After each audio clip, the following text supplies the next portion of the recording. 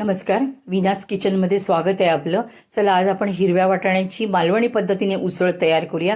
त्याच्यासाठी इथे आपण बघा मालवणी वाटण तयार करून घेतले. त्याच्यात आहे कांदा, खोबरं, आलं, लसूण आणि मीठ छान खमंग असं भाजून घेतलेलं आहे.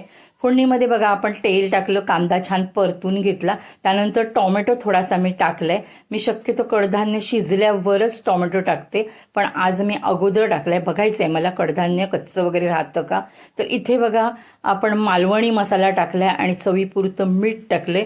माझ्या जेवणात तेल कमीच असतं, त्याच्यामुळे मी थोडंसं मसाला करपू नये म्हणून पाणी टाकले आणि पाणी असं फोडणीत टाकलं मसाल्यामध्ये की तर्रीसुद्धा छान येते. तर इथे आपण थोडंसं पाणी टाकून छान अशी फोडणी परतून घेतली आहे. त्यानंतर आपण जे मालवणी वाटण करून घेतलं ते सुद्धा फोडणीत टाकले आणि तेही छान असं फोडणीत परतून घेतलं. पण जास्त वेळ ठेवलं नाही, कारण आपलं वाटण आहे ना कोकणातलं, ते चांगलं खमंग भाजलेलं असतं. त्यामुळे नुसतं असं फोडणीत मी परतून घेतले. आणि हा वाटाणा मी रात्री भिजत घातलेला, तर आणि सकाळी उसळ बनवली आहे. तर इथे बघा वाटाणासुद्धा आपला छान भिजलाय, तो सुद्धा आपण असा फोडणीत परतून घेतलाय. आपल्याला आता घट्ट पातळ जेवढं पाणी लागेल ते टाकायचं आणि हा वाटाणा शिजायला पाणी पाहिजे तेवढं टाकून घ्यायचं. आणि इथे मी 2च शिट्ट्या केल्या आहेत कुकरच्या, कारण जास्त शिट्ट्या केल्या ना तर वाटाणा पटकन शिजतो आणि सालं बाजूला होतात आणि वाटाणा आतला बाजूला होतो आणि एकदम दही होऊन जातं उसळीचं.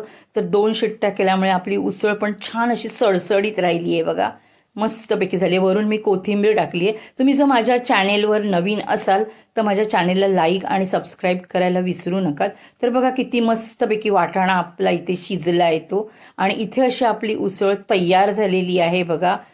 तर अशी उसळ नक्की करा. चपाती, भाकरी, पुऱ्या, वडे मस्त लागते त्याच्याबरोबर. त्याच्यामुळे तुम्ही अशी माझ्या पद्धतीने उसळ नक्की करून बघा तुम्ही.